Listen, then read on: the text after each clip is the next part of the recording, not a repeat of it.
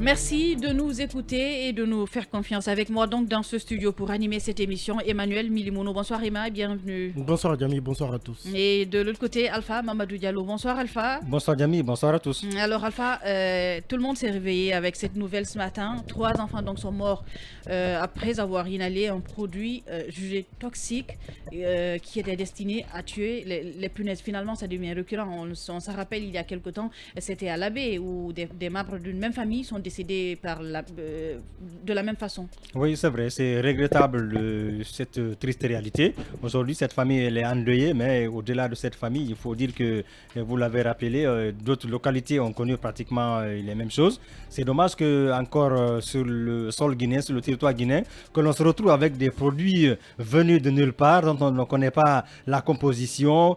C'est comme s'il n'y avait pas de contrôle dans les frontières, la douane est là et tous les services de l'État. Et si on laisse tous ces produits arriver aux populations et qui naturellement ne font pas trop le fond de l'amalgame quelquefois, ne connaissent pas la toxicité, la dangerosité si vous voulez de ces produits, c'est vraiment assez regrettable aujourd'hui. Cette famille elle est endeuillée, mais comme vous l'avez également rappelé dans le préambule, les autorités sont en train quand même de chercher peut-être à régler la situation. Est-ce que ce n'est pas une sorte de prendre des mesures, jouer le médecin après la mort? C'est un peu ça, sinon quand même ce n'est pas la première fois parce que... On va dire que c'est pas le médecin après la mort parce que ça continue encore. Oui, ça continue, mais c'est qu'on aurait pu éviter qu'on en arrive là. Si par le passé, peut-être que des mesures avaient été, des mesures concrètes avaient été prises. Des mesures ont été annoncées depuis plusieurs annoncées, mois. mais est-ce que exécutées? Est-ce que sur le terrain, on joint l'acte à la parole? Là est la grosse question. Donc il y a un travail qui est en train d'être fait parce qu'on a vu certains vendeurs de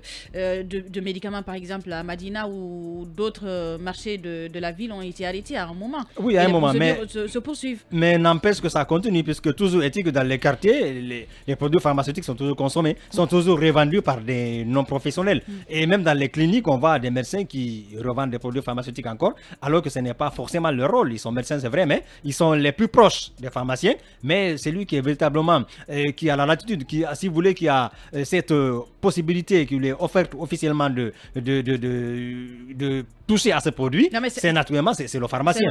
Donc c'est un réel problème et il faut s'attaquer au problème à la racine et il ne s'agit pas juste de faire des annonces ou des effets d'annonce, mais des actions, des mesures vigoureuses doivent être entreprises, pas dans la précipitation. C'est un processus et qui doit être mûrement réfléchi et pour pouvoir se tirer d'affaire parce que là ça devient de plus en plus compliqué.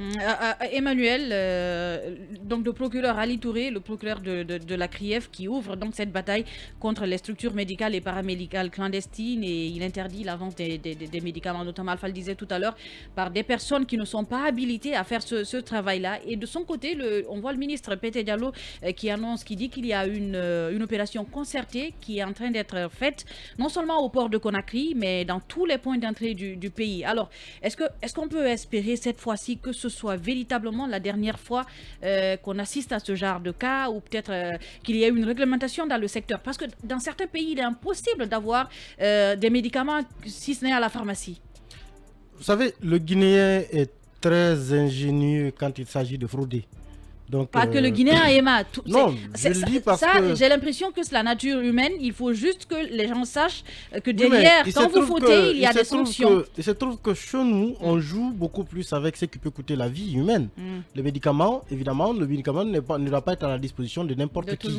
Mais vous avez des gens qui ont toujours les astuces, les meilleures, pour faire passer les médicaments. Et je pense que jusqu'à aujourd'hui, il n'y a pas une maîtrise totale de tous les points d'entrée sur le territoire guinéen. Donc, on n'a pas la certitude qu'au niveau des frontières ou des ports, ceux qui font venir par le port, c'est des gens qui sont agréés, qui sont connus. Parce que quand vous devez faire entrer une marchandise, c'est que vous êtes connu, vous avez une affiliation, vous avez au moins un transitaire, donc vous avez toute une documentation qui fasse que l'autorité vous connaît. Mais ces médicaments prohibés, ou même ceux dont il s'agit, ces produits toxiques qui ont tué cette famille, c'est pas par le port que ça passe. C'est généralement par des chemins les moins connus.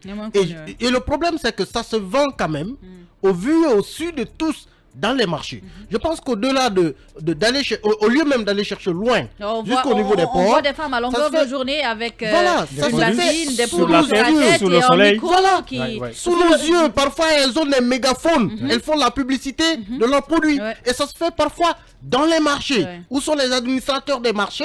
Où sont les services de contrôle qualité qui, de mon point de vue, ne passent plus dans les marchés? Parce que si vous passez faire un tour dans les marchés, peut-être que en contrôlant la qualité de la viande qui est vendue ou la qualité du poulet qui est vendu, vous pouvez entendre cette dame peut-être à côté en train de crier ses produits toxiques et prendre les mesures qu'il faut. Mais ça se fait à ciel ouvert dans nos marchés. Faut pas aller chercher au port autonome, faut pas aller chercher, comment on appelle, jusqu'au niveau des frontières. Si dans les marchés, on prend des mesures pour que ça ne soit pas revendu. Il faut aller de ce côté-là parce qu'il y a une pousse. Quand ça n'entre pas, il est impossible qu'on en revende. Mais quand c'est pas revendu. Et ça passe par soit les routes, soit le port. Quand c'est pas revendu, il devient inutile d'en importer. Parce que quand vous importez un produit et que vous savez que ça ne peut pas être vendu, vous arrêtez d'importer. C'est aussi simple que ça. Mais au-delà de ça, il faut aussi avoir quand même un mécanisme sérieux pour répondre à cette question des insectes dans les maisons. C'est quand même un problème sérieux que les gens ont dans les maisons. On ne peut pas prendre aussi tout simplement la décision de tout interdire. Moi, je ne sais pas ce qui est arrivé, mais ce sont ces dernières années qu'on a assisté à cet envahissement des punaises à Conakry. Parce qu'on se rappelle quand on était enfant, moi, je n'avais jamais vu une punaise, mais depuis quelques années, c'est pratiquement dans tous les foyers. Personnellement, moi je peux comprendre les familles qui, dans le désespoir, en tout cas la recherche de solutions, peuvent aller acheter tout ce qu'on peut leur dire pour ça peut tuer une punaise, vous allez acheter. Parce que c'est dans le désespoir. Qui n'ont pas peut-être forcément la possibilité ou les moyens d'envoyer des experts. Des experts, évidemment, qui peuvent coûter cher. Allez au Sénégal tout près. Ils ont ce qu'ils appellent un service d'hygiène, une sorte de police qui parfois sort comme ça. Sous financement de l'État, pulvérise même les rues, où on vous débarrasse des moustiques dans les rues. Mais pourquoi on ne peut pas avoir un service de ce genre qui peut offrir un service public, même si c'est payé, mais à coût public, social? Je le disais tout à l'heure, il est impossible, je ne dirais même pas quasiment, qu'à Dakar, vous vouliez avoir un produit et que vous vous dirigiez vers une boutique. Ah non, mais c'est pas possible. Vous allez à la pharmacie. Ce n'est pas possible, parce que vous avez les produits dans les pharmacies, comme on appelle, tout près de chez vous. Et parfois, de toute façon, il faut le dire aussi qu'il coûte moins cher qu'ici. Justement, c'est ce que je voulais dire. Selon le coût de la vie, il faut dire que c'est quand même relativement abordable. Je peux dire quand même, il y a certains produits que vous achetez moins cher au Sénégal où on dit que c'est cher. En Guinée, vous les trouvez plus cher. Le Doliprane en Guinée coûte plus cher que n'importe quoi, alors que c'est normalement ce qu'on peut avoir le plus banalement possible. Je garantis que moi, en tout cas, tous les produits que j'ai achetés à Dakar, c'est 3 fois ici. En fait, le prix en Guinée vaut 3 fois ce que tu achètes à Dakar. Un produit, tu peux l'acheter à 5 000, 6 000 francs CFA, alors qu'ici, il peut coûter 200 et quelques mille. Pendant ce temps, dans ces pays, vous pouvez avoir des pharmacies à tous les coins de rue. Et donc, les pharmacies par terre ne peuvent pas exister dans des circonstances pareilles. Mais ici, déjà pour avoir une pharmacie près allez à l'intérieur du pays. Justement, il y a l'enclavement, il y a beaucoup de quartiers, il n'y a pas de pharmacie. Conakry, c'est encore mieux, mais allez à l'intérieur du pays. Il faut que les gens se soignent. Et même ces pharmacies, dans quelles conditions elles se trouvent aujourd'hui? Il y a des pharmacies qui n'ont pas de climatiseur.